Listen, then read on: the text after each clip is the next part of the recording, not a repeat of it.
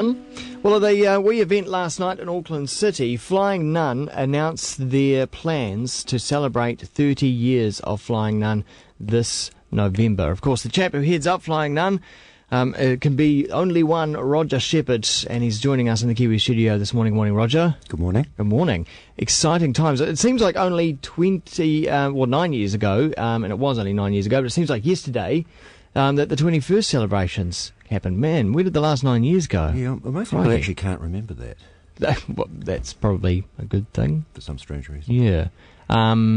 But now we're here at 30 years. 30 fantastic, great years. Well, I suppose, I mean, there was a lull in there at one point. Not your fault, of course. But now you're back on board, and the label is cranking away. Yeah, I think we sort of got it back, 18 months ago. Yeah. And there's been kind of, a fair bit of sort of housekeeping, sort of reorganisation to do, and we've had a few great new releases. But I think the 30th is very, very much kind of feels like a bit of a sort of a relaunch.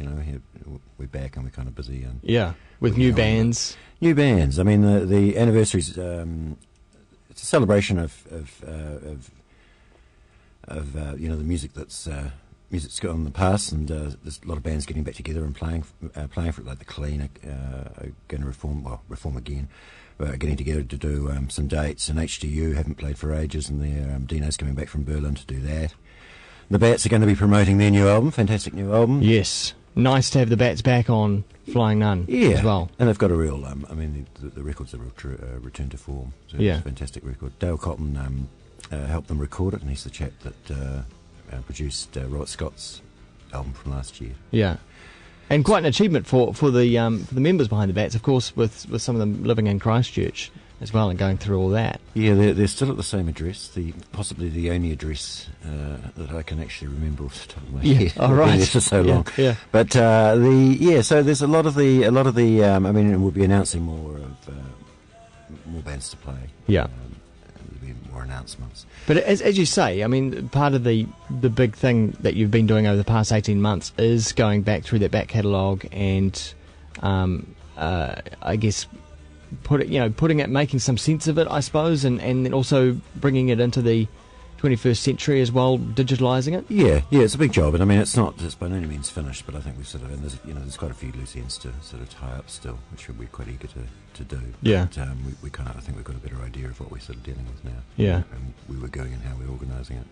But with the 30th, it's also very much, it's not just about the past, it's about the future. So I guess last night we took the opportunity to announce the fact that we're going to be, we've got some new bands on the label with some new recordings that are ready to go pretty much. So tell us about those.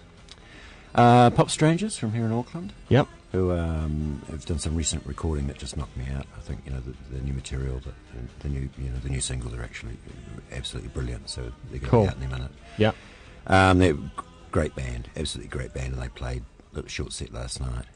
Surf Friends, who are also from Auckland, who are a duo that I saw at Camp Low Hum earlier in the year and really knocked me out by, there's a little bit of the Clean in there, and there's a little bit of a post-punk thing happening, and they're just great guys, and they just love music, and I just... Brilliant energy, eh? Yeah, they're fantastic, absolutely fantastic. So we're working with them, and also we were originally a Christchurch label, and I really love T54, and we're going to be working with them as well. Okay, brilliant. I don't know whether you've seen them live. Not live, no. Yeah, astonishing. Heard them band. recorded. Absolutely brilliant band. Yeah. So those are the three new, and we've got, of course, people like Grayson Gilmore is going to be involved as well. Yeah. Some of the more recent signings. So lots to do. And not only releases from them, but also 30th birthday CD. Yes. Compilation. The compilation's it's the first time we would have done a compilation like this for a long, long time. I guess the last time we did a big compilation was, I did one for when Warner's was still involved, and I guess that's right. The box set actually, which is what kind of, I guess, reconnected in many ways. I'd come back from London and kind of living in London for years, and kind of reconnected with the label in a sense by... Walked into Warner's and said, "What the hell have you done?" I didn't actually. I didn't. I was quite happily hiding out in Wellington. Yeah. But Warner's approached me Charlotte Ryan at Warner's approached me to compile a box set. Yeah. And that is kind of that was the start of the kind of the reconnecting with Flying Nun. So I was listening to all this music, and a lot of it for the first time in years. And then I just started to run into some of those people that had made that music, and it was like very much like reconnecting with old friends. And that's kind of where the whole idea of perhaps I should be involved again and should look after this thing properly. So it's the first compilation since then. So it's sort of like a combination of slimmed down box set / greatest hits. That's going to be very cool. It's called Tally Ho. Yep. And also an LP compilation exploring the label's early Southern history. Time to Go, it's called. It's sort of Bruce Russell's compiled it for us. Bruce used to work at the Flying Nun office actually years ago, and then went on to start the Expressway label. And Bruce is one of those excellent opinionated characters. Yeah. And very dear old friend. And he basically, it was a really interesting time, the early 80s in the South Island. There was kind of this psychedelic thing going on, but perhaps not psychedelic in the sense that we generally understand it. Right. And so this is a compilation that kind of reflects that, and that time, that really interesting time.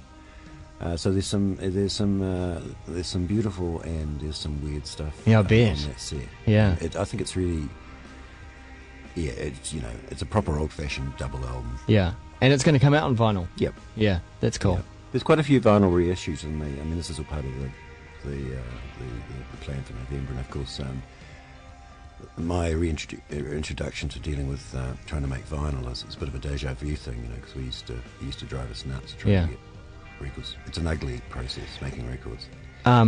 Also beautiful things, but Oh yeah. I don't think people understand it's hard, right? The sweat. Yeah. that goes into making those things. Exactly. I mean, it seems easy as the consumer. You just got it in your hand. Great, this is great. I'll put it on, but there's a lot of work behind that. Re-release of H2U's Metamatics. Yep. And also the Shocking Pink's first album, Dance and Dance Electric, which originally came out on Pina Colada Records. Yep. It's such a fantastic record. Brilliant. I didn't even know it existed until. Yeah. Well, I guess I've been away. Yeah. But I think it compares really, really well with the later two. Yeah. So I'm quite excited about it. I think that you'll end up introducing a lot of people to that material who've never heard it before. Yeah, it's a fascinating record. Yeah. And Metamatics is brilliant HDU album. I can't wait to see them play live. So there's only one thing really missing here, and you did say that there are other announcements, but the only thing that's really going to satisfy me is if you were to tell me that Belter Space were reforming for some kind of tour. Well, we always do our best to please. That's the only thing that is going to make me go, just nuts. Yeah. Great band. I'd love to see them.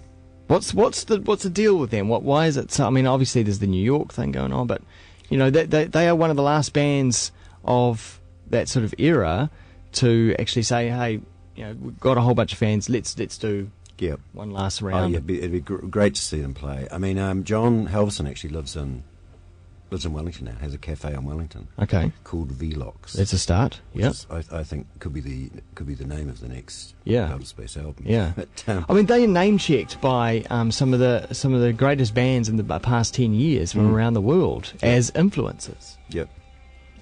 I mean, I'm not even sure what Alistair's doing. I know what Brent's doing. He's married and busy. Yeah. In the music world in New York. I suspect that Alistair might be being back into photography. Okay. But yeah, it's Outer Space. It's I'd really dearly love to see them play. Not necessarily, it could be something completely unrelated to what we're doing, and I'd absolutely adore it. But or even better, maybe a big day out. I know it's the same. same. I know it's the same three people, but even as the Gordons, that'd be good. Well, just combine the two into one massive thing. I mean, the Gordons were such a, and there were probably only 20 people there at the time, and they used to play in Christchurch in the very early days. But I think that's what the Gordons were, one of those bands that made us realise that there was this whole new world of music, and this whole sort of door just opened. Well, a lot of people were rushing through that door actually to get away from them, but. Yeah, or they were vomiting, I think. Was the the tables being pushed over as people exited. But the wall of startup feedback was amazing in itself. But when they actually launched into the song proper, it really frightened people.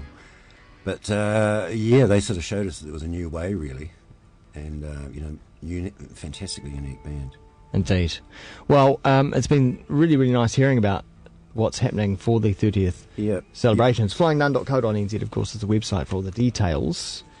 And we will look forward to, I guess, November when it all happens, post-World Cup and all that. Don't forget the Epic beer as well for the 30th. Oh, yes. They're making us a nice beer. Yeah. Because we like our beer. We do. We like it hoppy as well. Yeah. You'll get that.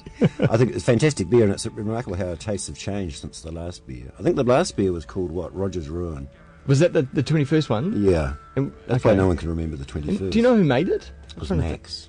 Oh, was it? Yeah. I've still got a bottle in a cupboard. That's when Max was independent? Yes. And what about the 15th celebrations? I don't know. I actually found a coaster the other day for Red Sky at Night, Shepherd's Delight, but I've no recollection of what it was. Yeah. I remember I had a T-shirt with the beer on the front. Oh, yeah, I know that one. I don't know what happened to the T-shirt now. It used to have a long-sleeve Flying Nun shirt as well that just ended up getting torn apart at the power station in the mosh pit, just ripped off. Sonny Bill Williams kind of kind Was it like that? Exactly like that. Did a man tackle you? People just went nuts when they saw. Anyway, the Roger Shepherd from Flying Nun, thanks so much for coming in, and we should catch up in November as well when it's all underway. Lots going on. Yeah. Here is the future of Flying Nun. Here's something from Pop Strangers.